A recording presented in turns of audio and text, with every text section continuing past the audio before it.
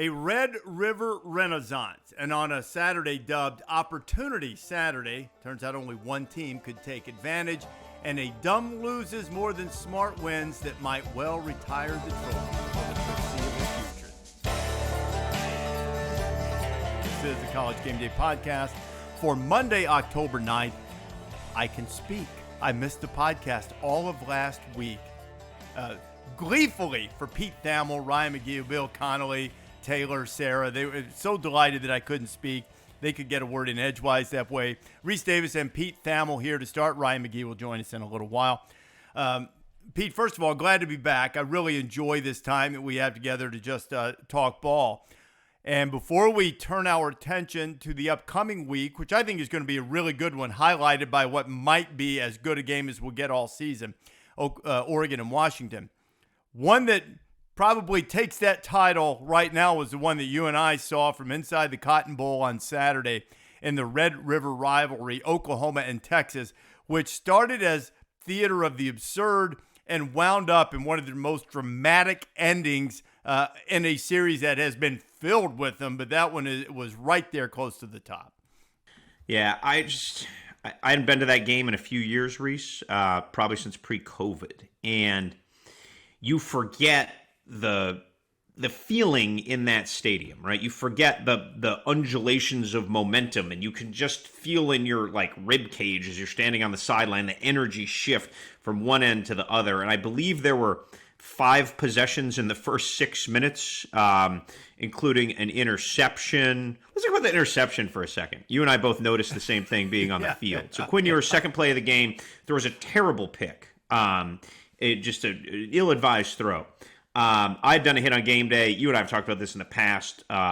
Brent Venables, the former Clemson defensive coordinator, now Oklahoma's head coach, is a noted sign stealer. Perfectly legal. Nothing wrong with it. Get better signals if you don't want them stolen. I have no issues with it. It's an unethical thing.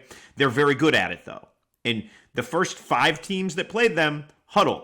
Texas, the first actual time they had a chance to put a signal into the game. If it wasn't stolen, there was a choreographed dance party from the 80s on the Oklahoma defense, because I counted 6 dudes all going up and giving the same signal. They were practically spinning around.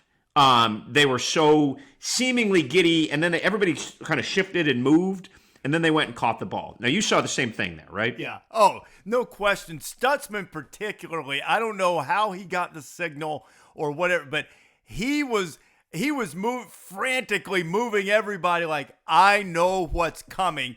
Everybody else moved, and it was brilliant. Now, I don't know for a fact beyond all doubt that they had the play, but I believe in the depths of my soul that they had the play. That's still on Ewers not to throw it to the team in crimson, but it was really, it epitomized that Oklahoma was ready. Oklahoma is not as talented as Texas. They're not as deep as Texas, and I think they had to play out of their minds to get the result that they got on Saturday, and all credit to them for doing so. But that moment, second play, showed you better bring it because we are ultra prepared for the game. They were ready on at every angle. Yeah, I'd be curious. Brent Venables said it was his 15th one of these, and he was part of that Bob Stoops dominating Mac Brown, Mr. February run.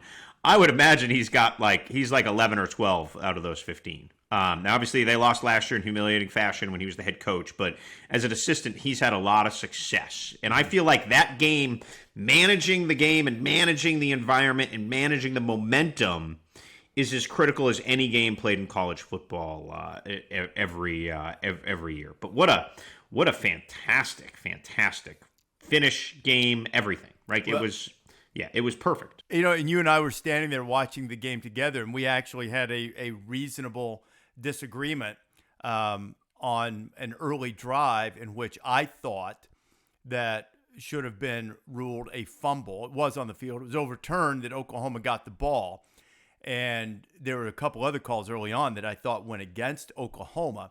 And whether you agree with my take on it that it should have been a fumble or not, then they had the big hit, on the goal line that caused the ball to pop into the air and the interception, to which I started telling you, ball don't lie, immediately because he got the ball back. But the reason I bring that up was not just because of that. It's to your point about managing the emotions. I thought Oklahoma had a couple of close, tough calls go against them early on. And you felt like the way they had come out with their hair on fire, that maybe they should have been more in command of the game than they were. And I thought Brent did a really good job, and their team did a really good job of not overreacting when something didn't go their way. And that's to your point exactly, because one of the things I love about being in that old stadium, glitchy ribbon boards, questionable scoreboards, you got to turn around only to one side to find a really good place for down and distance. But one of the great things about being in there is that every 2-yard play is exhilarating for half the stadium and agonizing for the other. And it's a difficult place in which to control your emotion. And I thought Oklahoma was spectacular. And Texas too. Texas didn't get sideways. I never felt they got sideways when, something happened. But Oklahoma being the underdog, being the team that I still feel, even though they deserve to be ranked where they are, is not as talented or as deep as Texas. They are the ones that you could say, okay, it's more important for them to manage that because they don't have the same margin for error. And I thought they did so brilliantly. Yeah, and it wasn't how you would have thought Oklahoma would win this game. And you can correct me if you think I'm wrong on this, but I never felt like Oklahoma exerted their tempo, Rece, right? The coaches I talked to who thought Oklahoma could win thought they would really have to do that. Now, they had some moments of nice tempo, including that last drive, quite frankly. But that's not – exerting your tempo means – like it becomes a factor in how the game is dictated. And it was a difficult game to dictate tempo in any way because it was just so herky-jerky and so back and forth. There was like a ride on that slingshot where you have to go to the chiropractor at the end. Everything went. But that said, like you have to – it will not be a linear path to victory in that game. Last year was just an astounding anomaly, right? It will be momentum shifts back and forth, and you may have to drive – what was it, 75 yards in a minute two to win the game. And it's exactly what they did. So it was all credit. Dillion Gabriel, it was, unbelievable drive. He was good, Rece. I don't think he didn't have some iconic day, right? I mean, iconic finish, don't get me wrong, but he didn't have a 400-yard killer day, but managed things better than Quinn Ewers, I think, especially at the start. Now, some of that wasn't Quinn Ewers' fault, right? Mm-hmm. Like, he was getting pummeled for the first quarter of that game. Once Texas adjusted and protected him, he played about as well as you could in that game. I think he completed, 17, 19 straight passes? He was really, really good. Gabriel's start to finish was a little steadier, I think, and that's what ended up. And then, obviously, he had big cojones on that last drive, man. You know this from talking the last couple of years, and you can dig up the records if you want. This is not hindsight. I love Dillion Gabriel. I love Dillion Gabriel at UCF. I thought last year that outside, and I think I probably said this on our podcast last year, that outside of the obvious with Caleb Williams going from Oklahoma to USC, that Oklahoma won the quarterback transfer portal battle by getting Dillion Gabriel. I think he's terrific. And you're right, he wasn't over the top great in terms of he missed a few balls here and there, a lot, and he didn't have a lot of times. And I'm not sure that he really had guys that got wide open. They schemed a lot of stuff, got Drake Stoops, involved. They were running speed sweeps, or jet sweep type looks to Drake Stoops. Anything to try to get Texas moving a little bit. Got a lot of passes batted down, or deflected that probably was somewhat fortunate, weren't picked off. But he kept making plays, and he's got a remarkable sense of when to go. He's not a great runner. He's a good runner, and he's mobile. He's a good athlete. But he's got an innate sense of when it's time to go, and he used it beautifully, really. And I thought his leadership and his demeanor, even when things seemed really difficult for a long stretch of the game for Oklahoma, even when they were moving, it seemed hard, for them to do so. And then they botched the field goal with a miss hit or the just scuffed the ground like my golf game or something before he hit the ball, whatever happened. Things kept going wrong, and he kept making plays. And, do I think they'll beat Texas again, assuming they play in the Big 12 championship game? I'm doubtful at this point, but turn in a performance like that, not just Dillion, but the defense, play like that, they can accomplish a lot this year. They've got a lot going for them. That was an impressive win. Yeah, no, and look, the game was a little bit of an arbiter of SEC readiness, right? You and I saw Greg Sankey on the sideline before the game. That will be under the SEC logo next year, and a marquee SEC game. It's always one of the best games. It'll be interesting under that umbrella. But I think we felt comfortable about Texas's SEC readiness when they went and won in Tuscaloosa, because they were not pushed around by any means. They did the pushing in that game. I was not as convinced of Oklahoma's SEC readiness. I did talk to one scout, I'll tell you what, and usually when you talk to these scouts and they're right, they remind you about it, the day of the game happens, and said we had Texas around a dozen NFL guys when we talked about them going into that game. And he gave me Oklahoma around 8 or 9. And right tackle Guyton will be probably their highest drafted guy. But there is a depth of talent that's there. It's not, oh my God, this is CD Lamb, right? Those types are there. But the overall talent upgrade that Brent Venables has done has been significant. And look, Oklahoma's struggles last year were epitomized by Red River, right? That's when all the most eyeballs were on them, and Dillion Gabriel didn't play. So it just and quite frankly, I don't remember who did, but they didn't have a chance. They ended up in Wildcat a lot in that last year because I think they had another injury at quarterback too, and they were just trying to get through the game. They had no shot. Great win for Venables, a signature win. And it really opens the door, big picture, and there will be more time other than today to talk about this.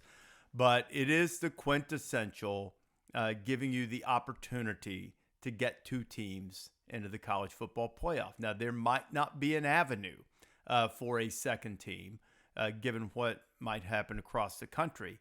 But you can almost feel it coming. Oklahoma doesn't lose again.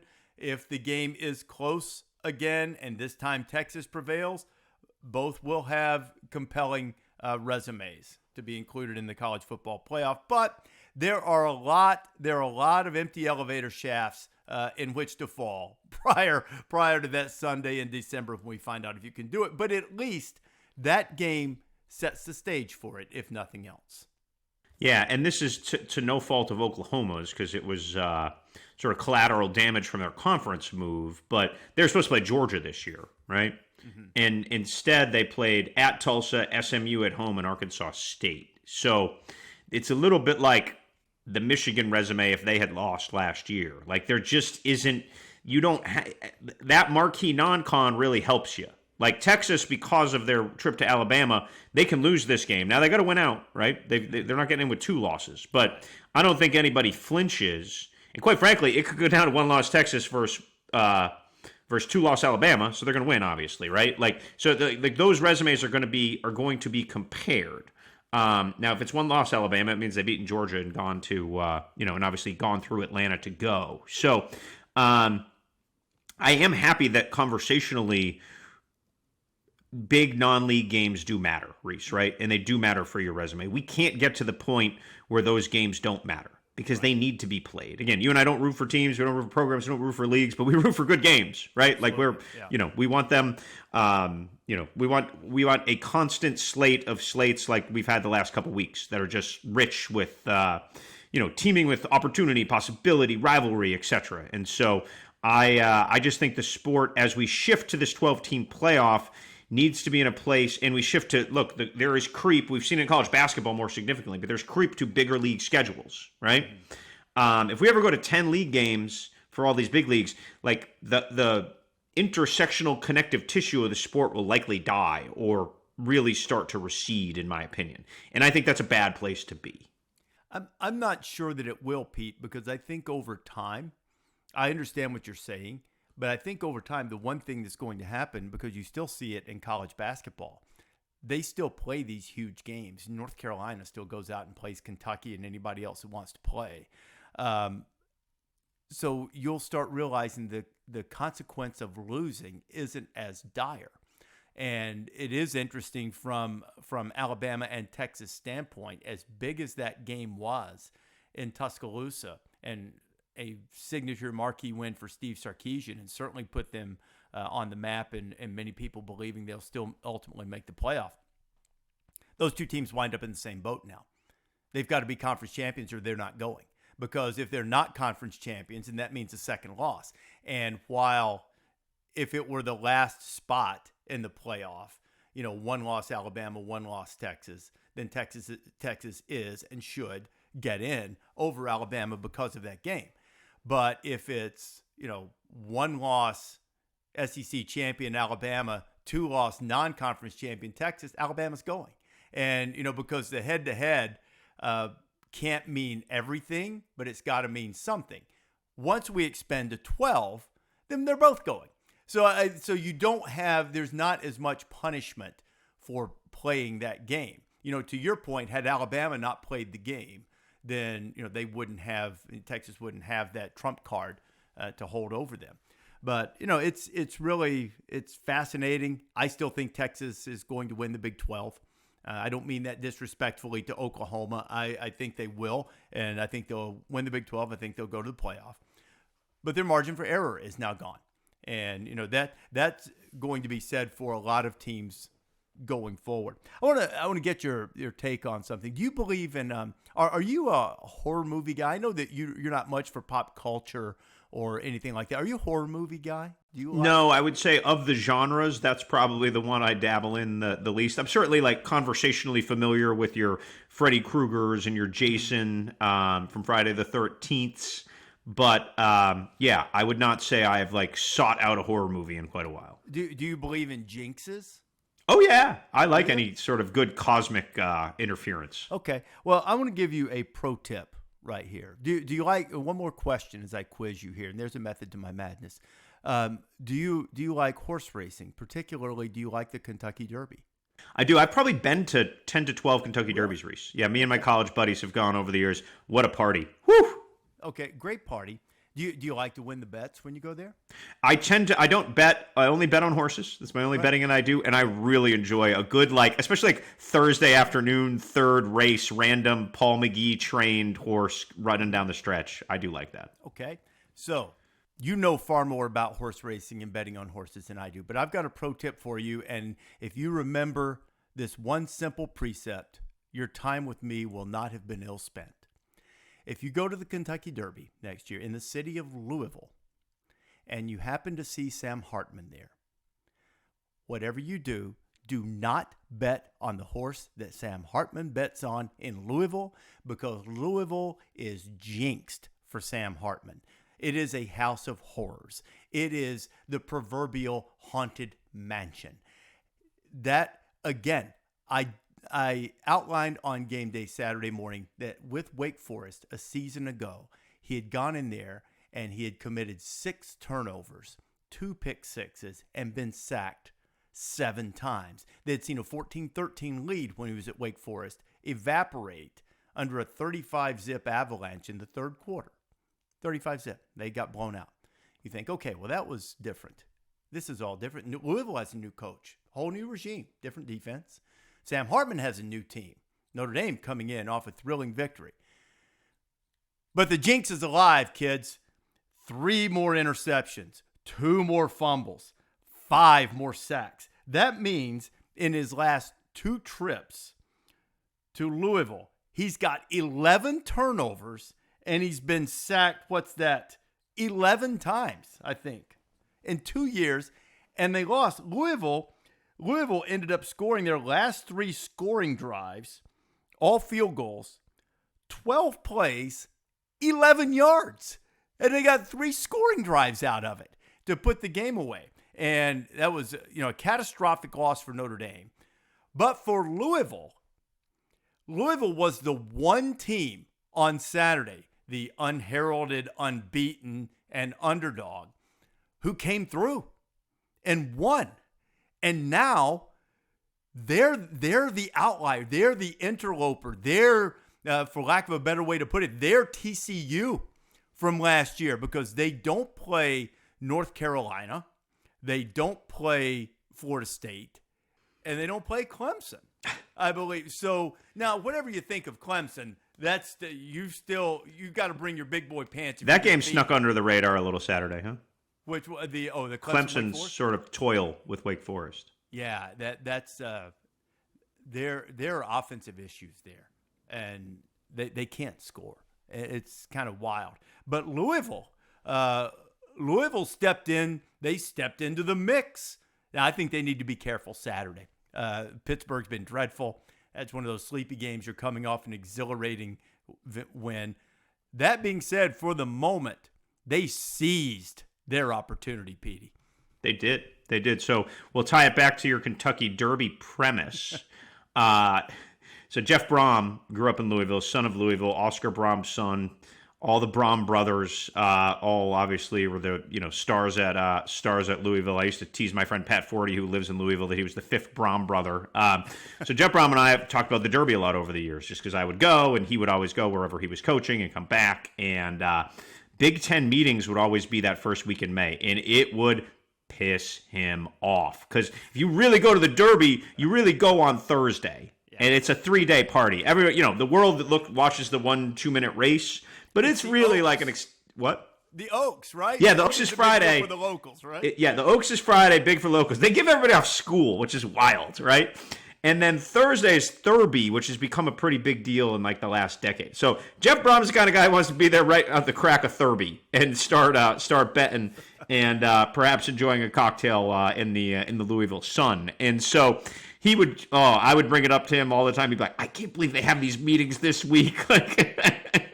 So I have joked with him that he took the Louisville job. Obviously, it's his alma mater, it's hometown. But he really took it so he could clear out his schedule for the Derby because it just aligns with his sensibilities from going there. That said, like, football-wise, we didn't know a lot about Louisville till this week, right? The schedule was there. They had almost stepped on a banana peel against Indiana at the end, right? Like, they had, just kind of, they'd done enough. And Jeff Brom's history has shown his teams will get up for big games and really slay some giants, but his history has also shown the odd letdown.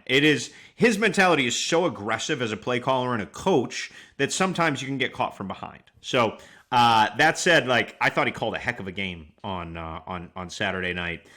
They moved and grooved. I was mystified, Rece, because that Louisville defense isn't exactly filled with first round picks, right? I was mystified how Notre Dame didn't get more push. Right, and smarter football. Cole Kubelik could probably explain that to me. Like, smarter football people could come in and identify that. But if you have that dominant of an offensive line, Sam Hartman shouldn't be under a pile of rubble every 3 plays, and that's what it felt like to me. And you should be able to go down the road, control the game on the ground. You have one of the best backs in college football, who is a classic ball control power back with some speed, but power first there now with Audric Estime. And they were not able to do that. He had 10 carries. I think Notre Dame needs to decide what it is. And we've seen this. I think you could make the same assertion about Alabama right now. You heard a lot of talk in the offseason about offensive line dominance, and neither of them have. Notre Dame hasn't. They didn't. They performed well enough. Ohio State, they've got dudes. You understand that.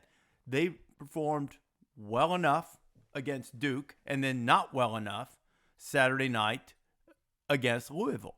And if you're going to have, this identity that you're this big bad offensive line, and we're going to run the football behind you, and we've got Audric Estime. I mean, he's not getting the ball enough. I know they've got a lot of backs. I know they want to get Love involved, and I applaud all of that. He's either your guy or he's not. And if he's your guy and that's your identity, well, then do that. And if you can't do it, which might be the dirty little secret there, maybe it's what they want to do, but they can't. Then you have to find some different answers, because now with USC coming in, having lost the Ohio State game, getting whipped at Louisville, now here come the Trojans. Plenty to talk about there with some issues of their own. But this is your last stand, because otherwise you're playing out the string. You can have a good season, you can have a decent season, or if things go sideways, you could have a bad season. This is the last stand for Notre Dame to do something really significant this year against USC on Saturday, and it's a result of an overwhelmed performance by Louisville. There is one caveat that I'd like to say in defense of the Irish. I think it's extraordinarily difficult to play 3 high-level games emotionally. I don't know why the number is 3, but just anecdotally in my lifetime of watching this sport and 20 almost 20 years in the studio navigating it, and then 9 years on game day, there's something about you can get up once for sure. And if you have to get up again the next week, you certainly can. That third week is tough. I even, when we started devising the FPI formula, the Football Power Index, the really, really smart math people, metrics people came to some of us and said, what's important to you? And this was one of the things I brought up. I said, I don't know how you quantify this. This is anecdotal. Years and years ago, they looked into it and they said they couldn't quantify it enough to include it in the formula. So there's no formula for it. It's a feel thing. So I want to give Notre Dame a little, not a pass, not for that performance, but a little bit of I understand it's hard. You had devastation, exhilaration by saving yourselves at Duke, and then you got to come back into another cauldron of a team trying to prove itself, and they weren't up to the challenge. Yes, it will be interesting pushing forward, Rece, for Notre Dame and how they call the game on Saturday against USC, because USC's defense is so bad that will they take the cheese and try to slice them up in the air, or will they try to find that identity that I agree with you? Audric Estime should be your identity. He is your best offensive skill player, and that's no knock on Sam Hartman. Sam Hartman's very good. Audric Estime, with the way they are constructed, should be their identity. They should take the air out of the ball a little bit now, because you're not going to outgun Caleb Williams, right? And that's where you take the cheese. Like, can you do what they did after the Marshall loss last year, recalibrate, and their identity was tight end, tailback driven last year, right? And then, look, the tight ends played unbelievable this year, so it can be exactly the same. He's not Michael Mayer skill set wise, but production wise, he's not that far off, right? So I really feel like there's going to be some hard conversations about Notre Dame this week of like, what are we, and how is that going to manifest itself against the Trojan defense that is just simply put not good. Let me transition. I'm going to ask a little hijack here. I'm going to ask you a question. So Alex Grinch, and we can get into Lincoln Riley and the Arizona game and all that stuff through this, but the notion of firing Alex Grinch has been like, it's not some like, I'm like discussing this like it's some great insight, right? It's something that I think a lot of USC fans wanted to happen at the end of last year. I wasn't as vociferous about as some others were that it needed to happen because he didn't have good personnel, right? Mm-hmm. The personnel has been upgraded. The results have not been. So here's just an interesting philosophical question. Firing a coordinator, was like, oh, fire the coordinator. Like, will that make it better here? That's the hard question I think we've got to answer, and USC will have to answer if they get shredded again at Notre Dame. Like, just because you fire the guy, like, was he unpopular? Will people rally around his absence? Do you have an experienced defensive play caller who can step in and call the plays? Like, is he an impediment to winning, or is he just not doing a good job? Right? Like, the results indicate he's not doing a good job. Like, you have to identify a coordinator as an impediment to winning. And sometimes like Georgia Tech demoted Andrew Thacker. Well, he's still coaching the safeties at Georgia Tech with Kevin Shearer calling the plays. Like, there are a lot of logistical things.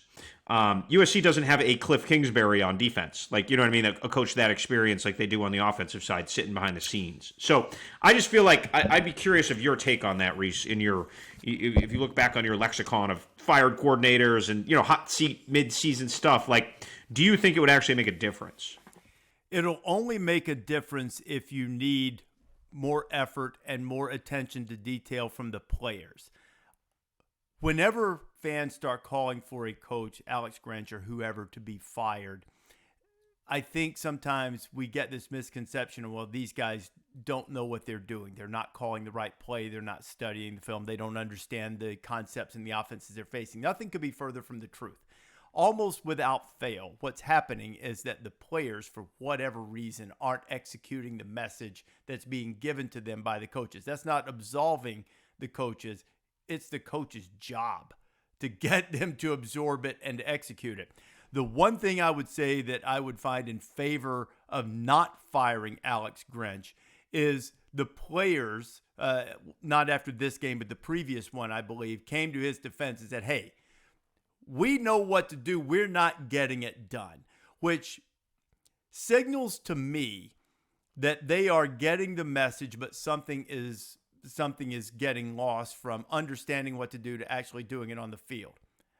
Maybe it's physical skill set. Maybe it's hesitancy. Maybe it's fatigue from SC scoring so fast when it has the ball. Whatever it might be, I'm not convinced that that's going to fix anything because I don't know that I see a tremendous difference in what I see now and what I saw from Lincoln Riley's teams at Oklahoma. You know, I mean, I know Alex was with him for a period of time, but this seems to be a reflection from the top. And if Lincoln can remain undefeated and they go on to win a national championship and they win it this way, okay. But if it doesn't happen this year, then I think that self-evaluation starts with Lincoln Riley. Not firing him, but Lincoln himself saying, okay, why is it that we keep running into this particular problem with the defensive coordinator, whoever it might be? Because, you know, Lincoln's made a change in his career as defensive coordinator during a season. Usually if you do that, you expect to get an immediate bump and hair on fire, whether that's because the new play caller is calling more blitzes or fewer blitzes or different coverages or playing the one guy that thinks he should be in there and he goes in and proves you right. You usually get the immediate bump. Will you get the sustained bump? From what I've heard from the players, I don't see that at USC yet. I'm not saying completely in defense of Alex Grinch. I'm not seeing that it looks like they're tuned out. They just look frustrated and they get beat. You know, I mean, that's kind of the way it looks to me. Is like they just aren't quite good enough, and that might be the case. Weekend Review is brought to you by Dr. Pepper. It ain't college football season without the delicious taste of an ice-cold Dr. Pepper, the one fans deserve. Pete, did you know that one of our local runners, Nicole, who joined us at the Red River Rivalry, she took me around a little bit to some different things that I had to go to, driving the golf cart, engaging young woman. We were sort of joking back and forth, big Oklahoma fan, so she was jubilant after the game, Oklahoma student about to finish there. And on Saturday, I told her, I said, you left out one really, really important detail about your life when you were telling me who you were and what you're about. She said, what's that? I said, I guess it turns out that her mother is some, executive at Dr. Pepper. And I said, I drink lab rat quantities of Diet Dr. Pepper. In fact, this giant tumbler that you see here is filled with that substance right now. I said, how is it that I only have an ancillary deal and that they support the podcast? I need to be on a Fansville commercial. I need to have free product shipped to my house, something, you'd think. I mean, I've been a loyal customer of that for a long time. It would be fun to be on a Fansville commercial because they are great commercials, right? Like, I just think they are hilarious. The sort of apocalyptical one with the transfer portal and like the boyfriend, girlfriend breaking up and saying, we're recruiting better. Your school has lower academic standards. I just die because it is just like the perfect, to take these intense year-long debates and distill them into those 3-second scenes. I think it's great stuff. And that I am non-sponsored. I don't drink Dr. Pepper. I just think they're hilarious. Yeah, you really should. But anyway, they whoever writes those has to be a college football fan. They have to be. That's the type of nuance that you get in those commercials is not available to you by simply reading about college football and going, oh, Oklahoma hates Texas. That is not available to you. You have to have it somewhere seared into your DNA, much like our friend Ryan McGee, who joins us as he does on Mondays right now. Ryan, are we still rivals, Ryan? Are we still rivals?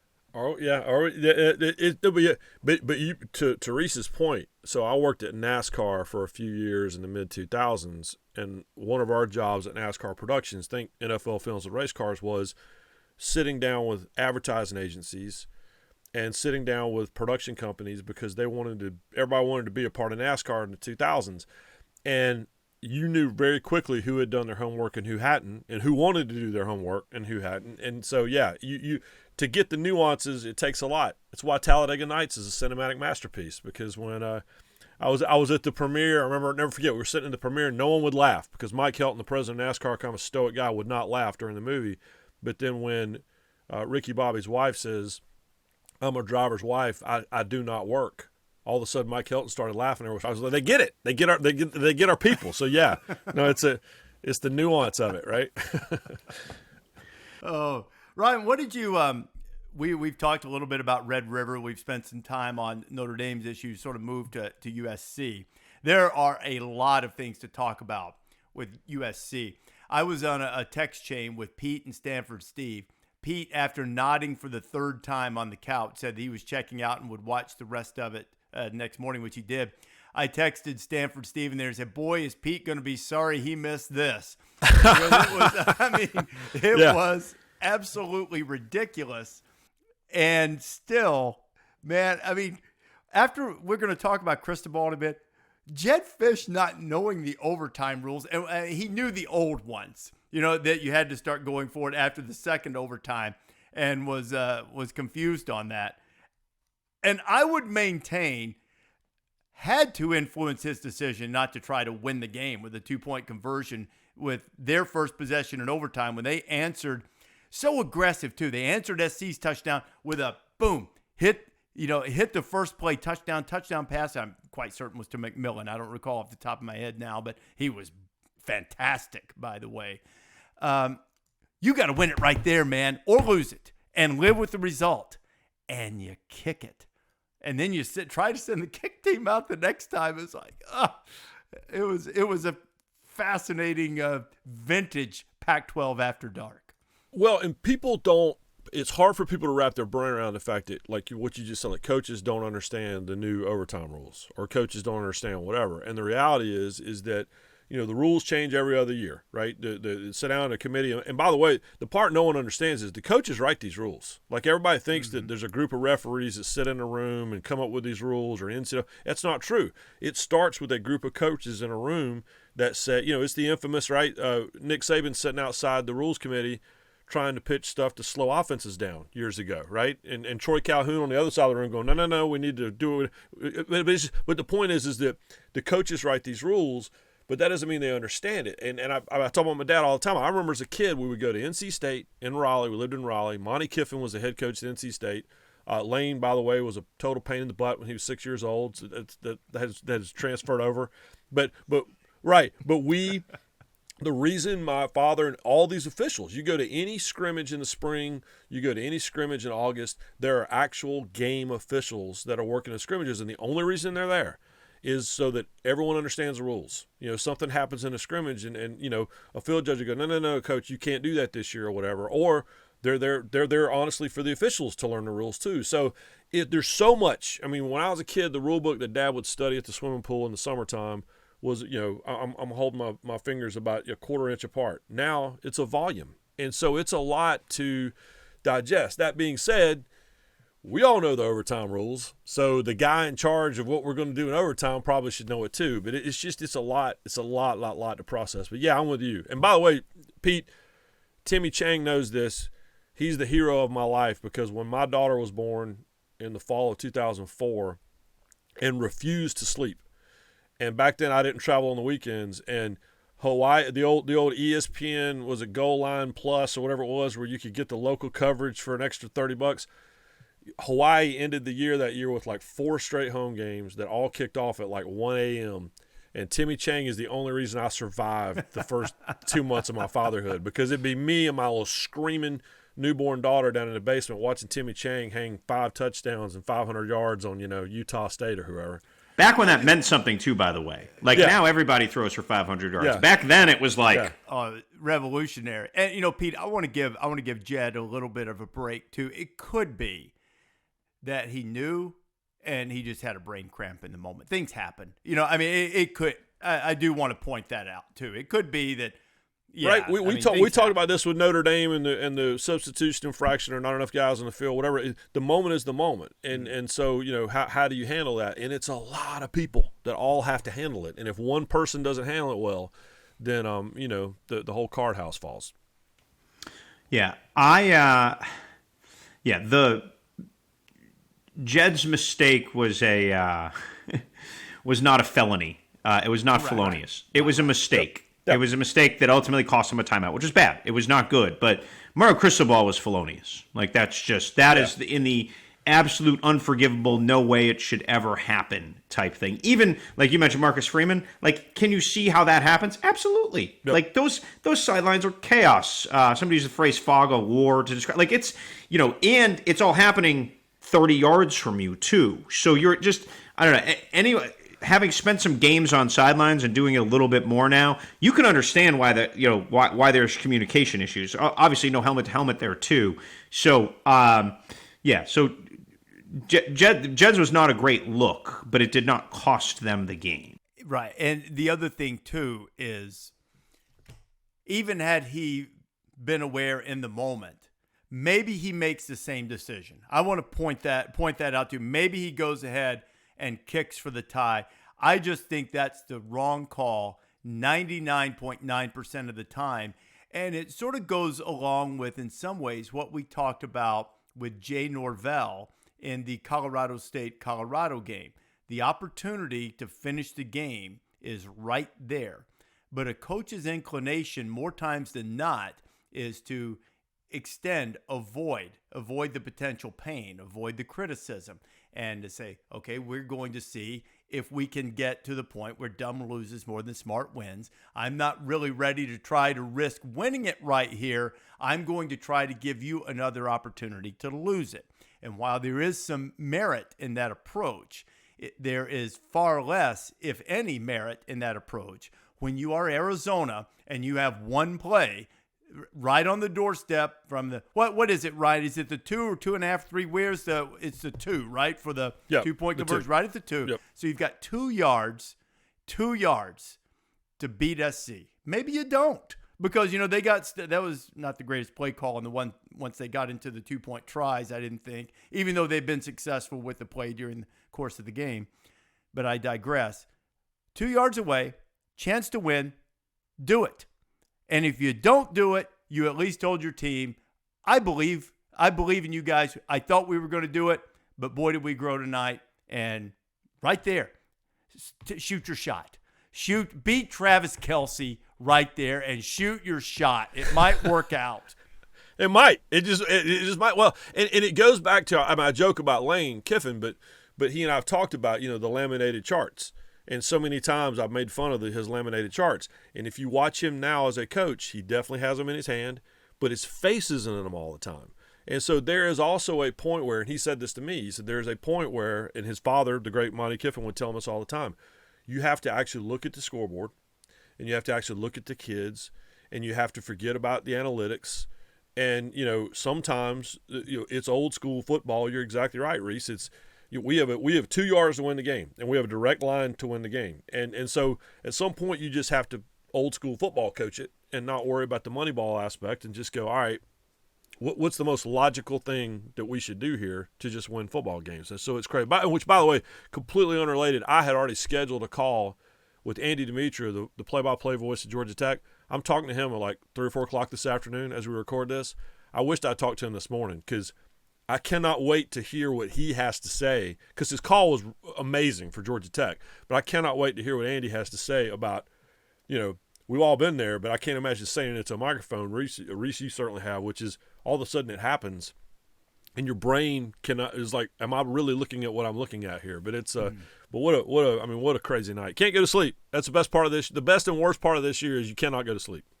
Brent Key said he blacked out the Georgia Tech coach, because he was asked after. He was just like, I just kind of blacked out. Like, he's like, I usually pay pretty good attention during these games, but I blacked out.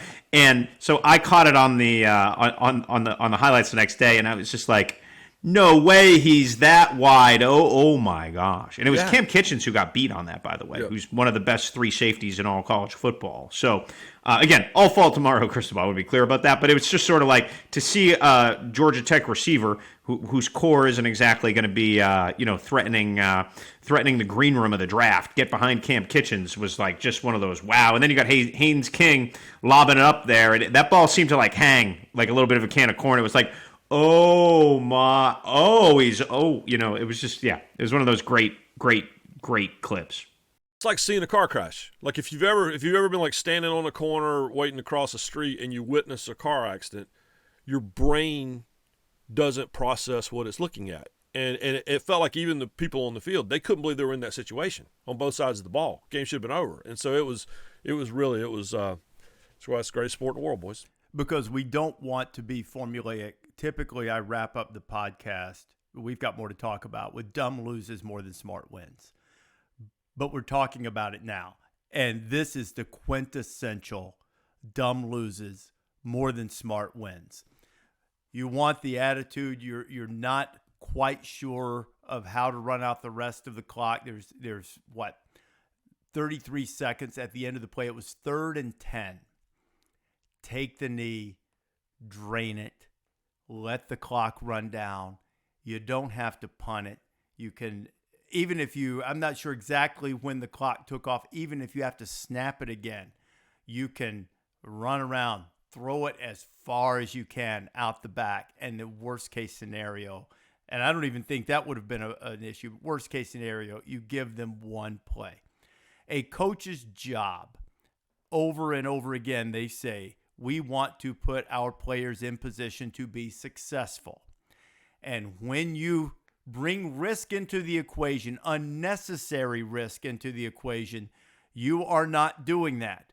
And you are putting yourself in jeopardy of becoming the 2023 patron saint of dumb loses more than smart wins. Because not only did you put Donald Chaney Jr. in position not to be successful, to Pete's point about Cam Kitchens, you also put him in position not to be successful because he's on the sideline. He thinks the game's over. He doesn't think he's coming back in. Now, you have to be ready.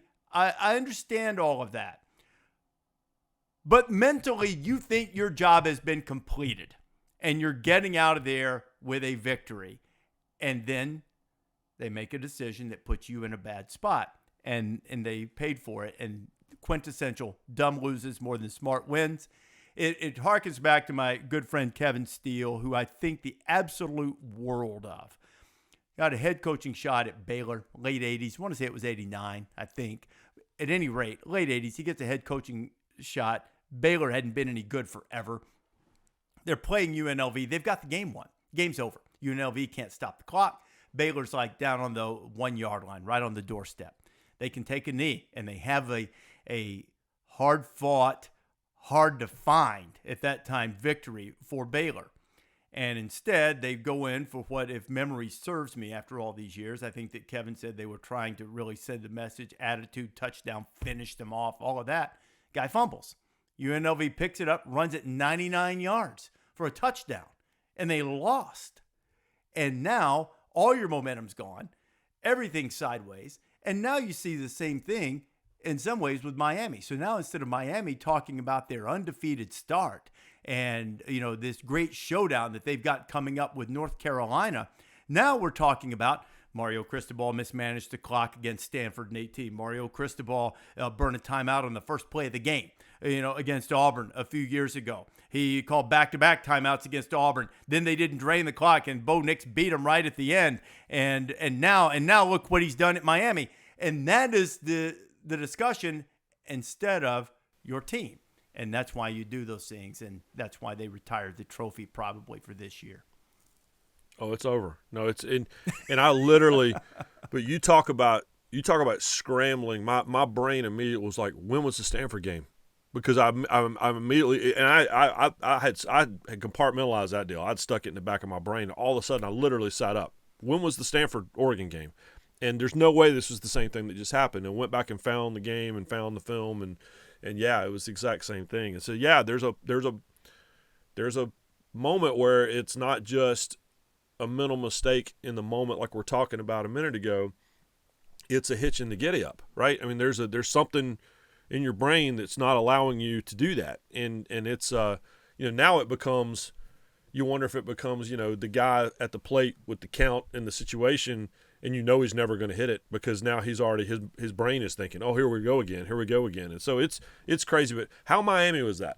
I mean, it was Miami is now. It's funny. I was sitting there thinking about last week. I was thinking about all these '90s teams that have finally gotten it back together. Right? It's here. Look at that top 10, and it's Florida State, and it's Tennessee, and it's all these schools. And I'm like, yeah, but poor Nebraska. But Miami's back, and literally it happened the next day. So they're not quite there. But that '90s reunion party, Michigan, that '90s reunion party is rolling. And but Miami just cannot. It's just there's a cap there, man. I've seen them in person multiple times over the last 10 years, and every time I feel like I'm there, something happens that keeps them from. It's the craziest thing to me. The internet is a magical thing, yeah. And the capturing of Matthew Lee, their center. So I think he's a 5th, 6th-year guy from UCF. He's one of these guys. He looks like he's 24. He's got the long, straggly hair. And that shot of him on the sideline when he mouths, "What the expletive are we doing?" Yeah. To me is like, again, guys played a long, hard football game on a hot night in a bowl of clam chowder there at Hard Rock, right? And he thinks they won, and he is unhappy.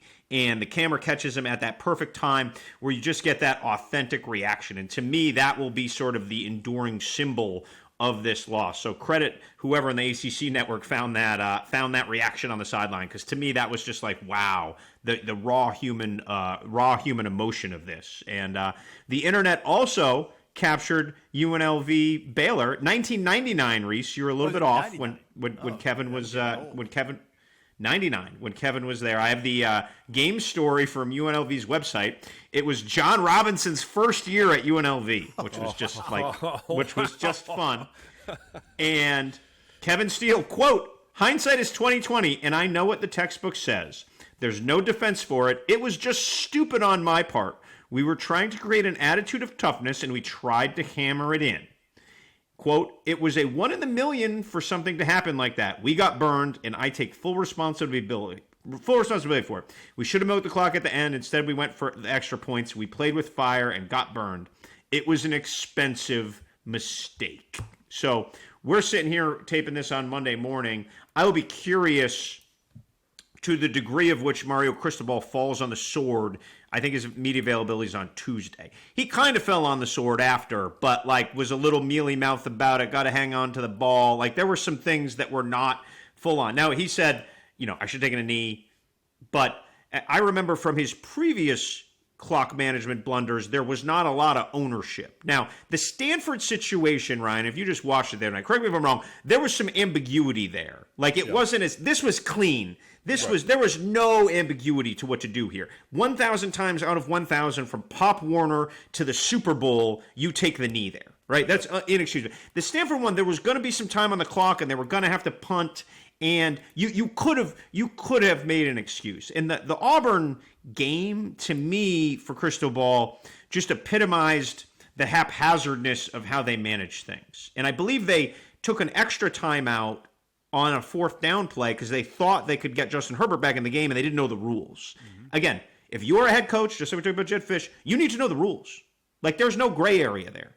Or you've got, as I often reference, 37 guys in $98 polo shirts on the sidelines, right? You better have one of them telling you the rules. Yeah. Right? There's too many systems in place to not count the players, to not know the overtime rules, and to not know a nuance, and that's a nuance. You're a son of an official. You probably knew that, Ryan, because you pay attention to the rules more than most. I was in the press box that day. I did not know that was the rule. I was like, oh, it took another timeout to get Herbert back in the game. Oh, you can't do that. Didn't know. But it's not my job to know. I don't have any timeouts, and I don't manage games. So it will be interesting to see, because the Stanford game showed an error in judgment. The Auburn game showed this is a problem and a stigma for him. And look, it's been quiet. right, for a few years since then. But you knew if it ever came back again, all those ghosts were going to come back.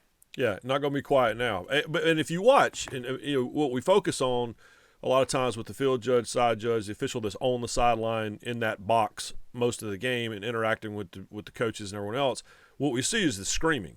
But most of the game, the conversations are about this. It's the defensive coordinator for whoever leaning over going, now, Jerry, if we try this, this, and this, will that be okay? No, coach, can't do that. Or yeah, you're good to go. And a lot of times those phone calls take place during the week. And so it's, but the stigma is the thing. I remember talking to Billy Napier. For folks that don't know, Billy Napier had one of the worst plays in the history of college football. It was the miracle on the mountain, they still call it, at App State. He was a great quarterback at Furman. Furman had just scored in a huge game against App State, big-time rivals. It might have been in the playoffs, 2002. And Furman decides to go for two late in the game to just have a 3-point lead as opposed to a 1-point lead. Now we're safe, whatever else. And Napier threw an interception that was returned the length of the field, and App State won the game. And Billy Napier, that was in 2002, so 21 years ago. And Billy, who I think is the nicest guy, and I'm rooting for him to succeed, in a big time job like he did in Louisiana, but certainly Florida. But Billy, to this day, will tell you that any time it's time to dial up a 2-point conversion, are we going to do this or aren't we going to do this in a game? He's like, I'd be lying to you if I said it wasn't in the back of my mind. Because it's there. And that's for all the accomplishments that he had at Furman and for all the accomplishments that he's had as a coach. He has a national championship ring. But people still bring that game up to him all the time. So there's no way it's not. So for the rest of time, man, Mario Cristobal, whether he admits it or not, I mean, it's going to be that little devil on the shoulder, right? Are we going to do this or aren't we, coach? You don't know what you're doing. And it's really fascinating to me psychology-wise. And I think getting a team back after that too, there's no way to know until Saturday against North Carolina if how they're going to respond to it. I think that's a big deal. I want to wrap up just with a couple of other observations, and since we're on this topic of officials, Tim Kirkjian always says this about baseball: go to enough baseball games, you'll see something you've never seen before. I'm going to tell you that I've never seen the play like that finished off the Alabama-Texas A&M game, in which Jace McClellan, the Alabama running back, catches a pass momentarily. Didn't do it on purpose, but his knee's down. Milroe's scrambling. He's throwing it on a third down. Milroe catches it, but it pops away from him. And so as it pops away from him, he then stands up to catch it, recatches it, and then turns and runs for the first down. As the son of an official, have you ever seen? I've never seen that before. Now, obviously in the NFL, it doesn't matter because you have to be touched down. But I've never seen that before in a college game. Had you ever seen that before, Ryan? Not, but when I see plays like that, the first thing I do is text Dad. And I have not texted him about that play. So my homework assignment before next week is I'm going to send him the play and ask him. And you guys know this. Pete knows this. When I'm in the press box, whenever something goofy happens, literally everybody just stands and turns and looks at me. And I want to go, first of all, I've never officiated a game in my life. I did one South Carolina spring game as a publicity stunt, and it was a disaster. But I'll literally just hold my phone up. I go, hang on, wait. And I go, Dad says that was not a DPI. Okay, thank you. And everybody moves on. So I'll send it to him. But no, the answer is I had not. And it was kind of at the end of the game, and we all got 100 things going on, and the 3:30 games were wrapping up. But I was with you. I was like, no, I had never seen that. So I'm going to actually have lunch with Dad tomorrow, and we're going to have a little film session, and we'll go over it. I think the one last thing about that game is that for the entirety of this run for Alabama started seasons as finished products largely. I mean, no team's a finished product, but I think you know what I mean. From opening day until wherever they finish their season, often in the national championship game, it's a matter of tweaking, overcoming, maybe some personnel, some injuries here and there, just little things. This gigantic improvement is not typically available to them because of where they started.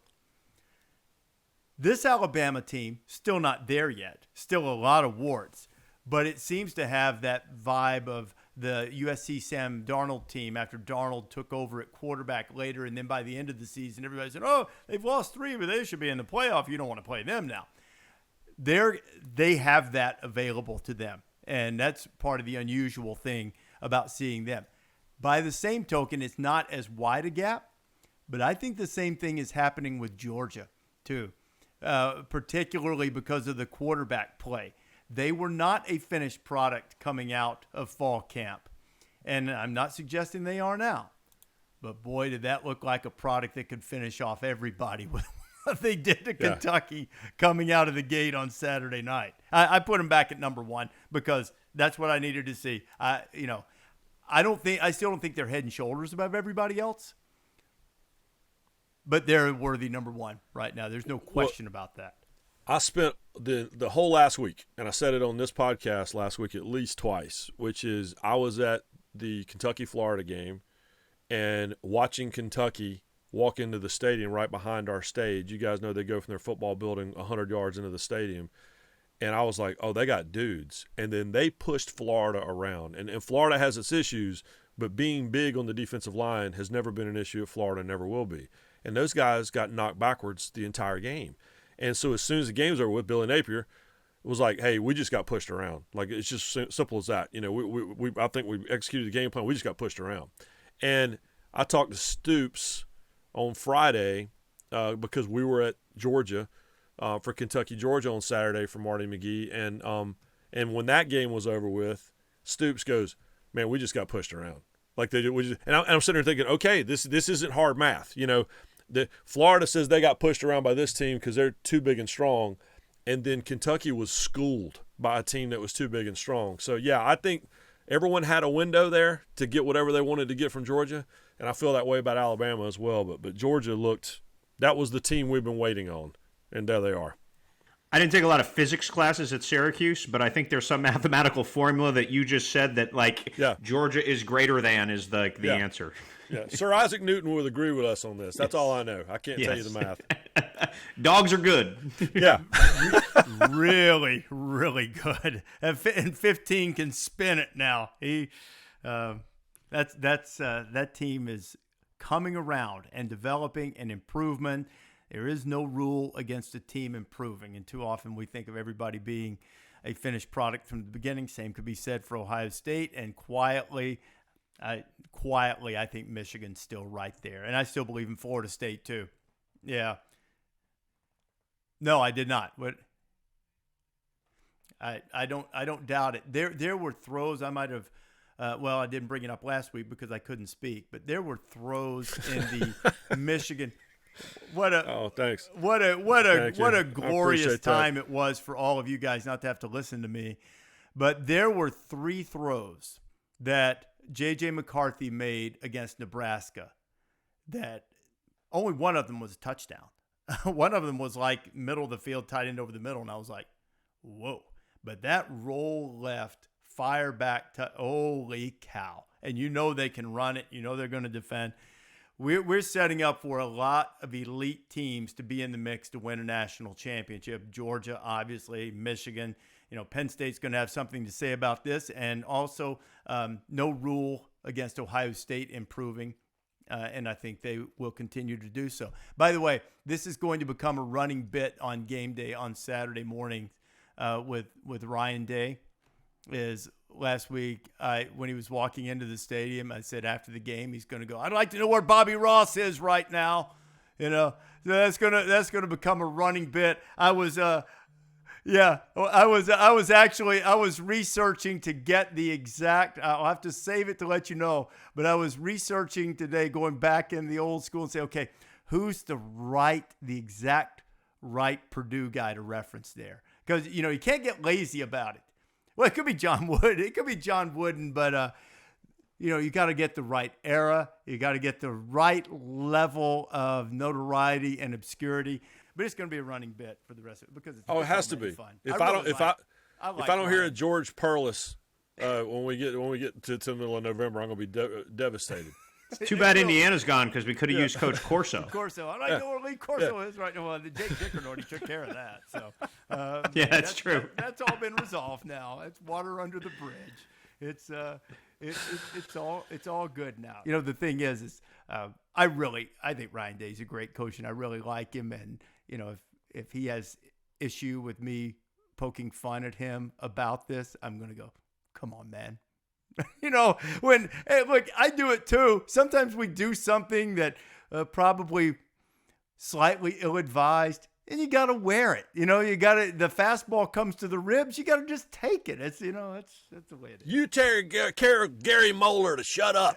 Yeah, exactly. A quick Perla story, and I'll leave you with this one. When I was working in Michigan, back when you could do such things, the Sports Illustrated swimsuit issue had come out sometime around the time that George was on the cover of Sports Illustrated with a real mean mug looking face. And so I took the copies over to him and we did a whole piece about George Perlis as a Sports Illustrated model. He was a great sport about it. I liked George. What a good guy, really good football coach too. But yeah, George will be mentioned when that game comes up for sure.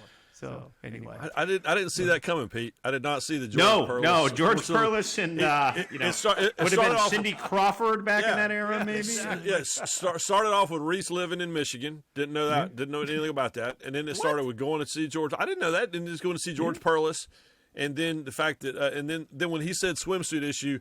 When you said that, Rece, you should have seen Pete and I both kind of did the puppy dog head cock, like, what? What was that? Hey, do you remember when the Sports Illustrated swimsuit issue was like super controversial?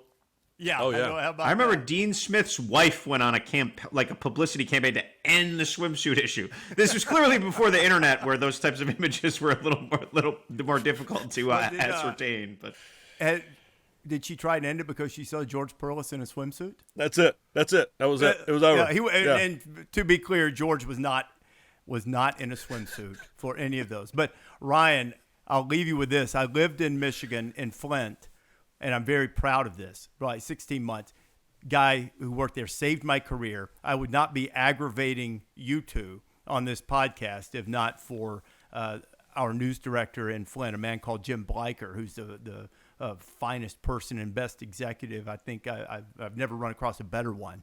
Anyway, I was there during Mateen Cleaves, Mo Pete, Charlie Bell, all in high school. All right. And went to all those games and developed a relationship, which I maintain on some level with those guys to this day. And when I'd gotten to ESPN, the team came over and Mateen was there. And I had told him when I was leaving, I'd gone into the locker room. I had to leave during the middle of the tournament run the year they won the state championship. And I said, my guys are going to send me the tapes. I said, I expect you to bring it home. And he sent it. And he gave me maybe the greatest compliment that anybody could give another person if you've ever lived in Flint. Mateen asked me, he said, where did you live when you were working in Flint? And I said, about a mile and a half from your high school, which was Flint Northern. And he said, oh, you qualified to get the Flintstone tattoo. So I never did that, but just knowing that I qualified to get it was quite a victory for me. That's big. There you go. Getting the Flintstone tattoo for me probably would have been a dumb loses more than smart wins. So fortunately, we didn't take a dumb loss on that one. Yeah. Boys, 4 o'clock management on that deal. Rece took a knee right before getting in the tattoo parlor. Well advised. That's it. Boys, great to be back with you. We'll do it again on Wednesday when we spin this thing toward the weekend and our trip to the great Pacific Northwest and Seattle for Oregon and Washington. Yet another hate fest. Can't wait to dive into that one. We will on Wednesday. Thanks for listening to the College Game Day podcast. We always encourage you to subscribe so you never miss an episode, no matter when it comes out. As soon as it comes out, boom, right there for you to take care of. I look forward to hearing what my record was on the picks, seeing how you guys mocked me over the course of the last picks episode, and now I'm back to defend myself, and we'll talk to everybody on Wednesday. Thanks for listening.